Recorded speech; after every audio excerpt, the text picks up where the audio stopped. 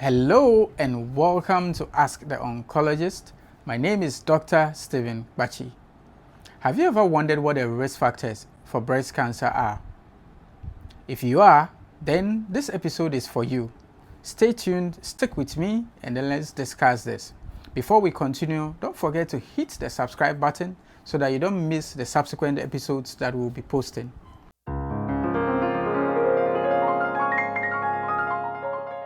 A common question I've often been asked is what causes breast cancer? It is not yet known what causes breast cancer. However, we know there are certain risk factors that can increase one's chances of developing breast cancer. Topmost on the list is being female. It's just about 1% of breast cancers that are diagnosed in males. This means that by being a female alone, your risk of developing breast cancer is high. After being female, another common risk factor is increasing age. As a woman grows older, her risk of developing breast cancer increases. Few patients are diagnosed less than 30 years. However, it is important for me to mention that we have diagnosed people, or we have seen people who are diagnosed of breast cancer at the age of 20 years. So even though it's uncommon in that age group, it is still possible. Now, going forward, we do realize that as a woman grows older, her risk of developing breast cancer increases. The risk of developing breast cancer, however, begins to decrease after the age of 80 years and above. Most of the patients that we see in the clinic are between the ages of 40 up to 50 years. But breast cancer is common along all these spectrums, as I mentioned earlier on.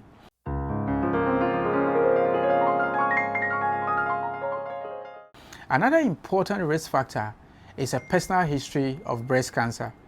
Someone who has been diagnosed of breast cancer before has a high risk of developing breast cancer again. So what that means is that if you have gone through treatment for breast cancer, you have to be on the lookout and then examine your breast periodically so that if you notice any unusual lumps, they can be attended to quickly enough.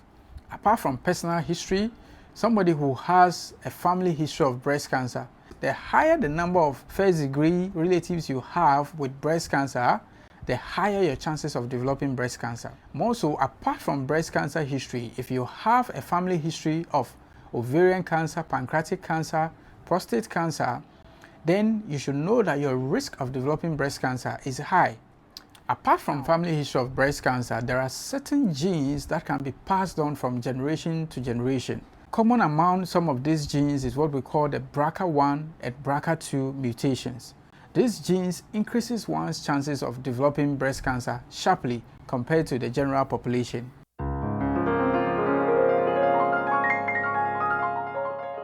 Another important risk factor when it comes to breast cancer is late age at childbirth. There's a case control study by McMahon et al. That did find that when a woman gives birth to her first child between the ages of 20 and 25, her relative risk of developing breast cancer is decreased by about 50% compared to the woman who has not given birth before in her lifetime.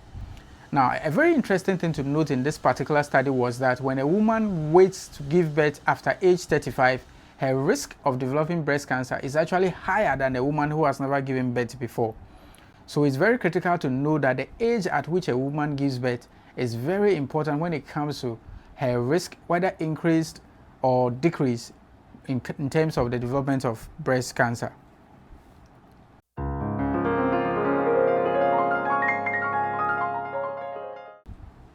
How early a woman begins her menstrual cycle, something we call menarche, and the age at which she enters menopause are relevant when it comes to the risk of developing breast cancer. This is related to the exposure of a hormone we call estrogen. Now, the breast is actually under control of a hormone we call estrogen. Estrogen is produced by the ovaries, and anytime a woman has a menses, the ovaries produce and release the hormone called estrogen into the blood. This estrogen has effect on the breast tissues. So when a woman has a menstrual cycle earlier in life, it means the exposure to estrogen begins very early in life. And then when she delays in entering menopause, what it means is that she has had a very long period of her lifetime during which her breast is under the constant exposure to estrogen. These have been found to increase the risk of developing breast cancer. So early menarche and then late menopause are also important risk factors when it comes to the development of breast cancer.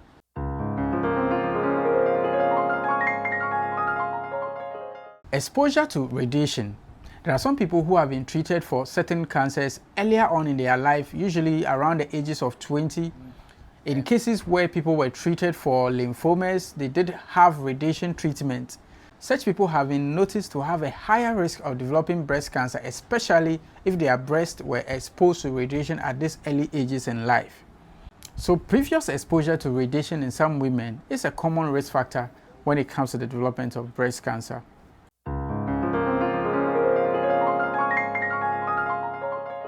Another common risk factor we've noticed that pertains to breast cancer is obesity.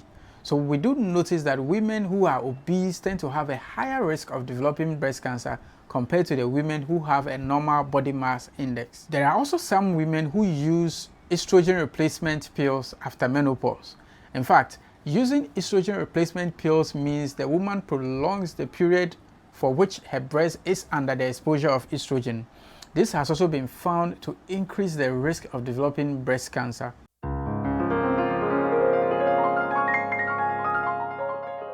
Alcohol and smoking are common risk factors. In fact, alcohol generally has been associated with many cancers, and then breast cancer has also been found to have its risk increase for people who are known to chronically consume alcohol. Tobacco contains certain substances that we call carcinogens, and these carcinogens, when somebody is exposed to them for a very long period of time, tends to increase their risk of developing cancer. And breast cancer is one of these as well. I hope you've been able to learn something concerning what the risk factors for breast cancer are in this video. In the next episode, we'll be talking about the presentation or the signs and symptoms of breast cancer. You definitely don't want to miss this.